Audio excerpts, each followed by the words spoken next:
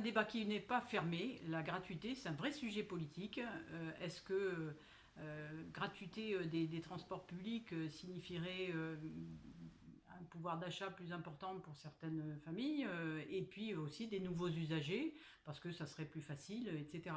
Donc c'est un sujet, une décision politique qu'il faut mettre en débat, avec tous les tenants et les aboutissants, et notamment les incidences financières.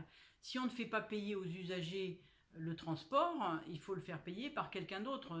Aujourd'hui, un budget transport, c'est une bonne partie par une taxe payée par les entreprises, et puis une autre partie par la fiscalité. Donc soit on augmente les impôts, soit on augmente la contribution des entreprises, si on veut faire la gratuité totale. Et donc c'est un choix politique qu'il faut mettre entre les mains des habitants, et ce choix politique, il représente une somme de 6 millions d'euros. C'est la particularité. La Rochelle, les revenus liés à la billetterie, aux tickets payés par les usagers, est relativement important par rapport aux autres communes, aux autres intercommunalités qui ont choisi de passer à la gratuité, c'est ça, hein? Absolument, les 15 intercommunalités qui ont choisi la gratuité avaient une recette très faible, de l'ordre de 1 million, 1,5 million, un peu c'est le cas de notre voisin à Niort.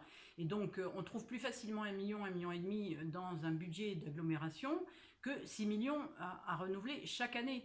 Sans compter si on veut faire évoluer le service de transport vers des nouveaux services. Là, il faut trouver encore de nouvelles recettes pour financer ces nouveaux services.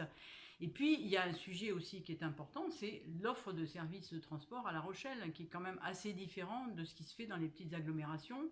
Là aussi, ça a un coût, et est-ce que la gratuité doit passer par une réduction des services offerts à la population?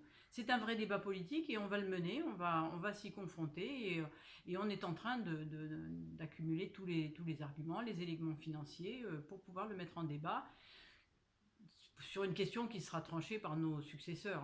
Voilà. Mais pour l'instant, le choix, vous défendez quand même la tarification sociale que vous avez mise en place. Pour nous, c'est une étape importante en termes d'équité et là de pouvoir d'achat, et puis aussi attirer des nouveaux usagers, en mettant une tarification sociale qui est calculée en fonction du quotient familial. Donc ça s'adresse aux familles, et on pense que c'est une bonne étape aussi en termes d'équité et d'accessibilité aux services publics.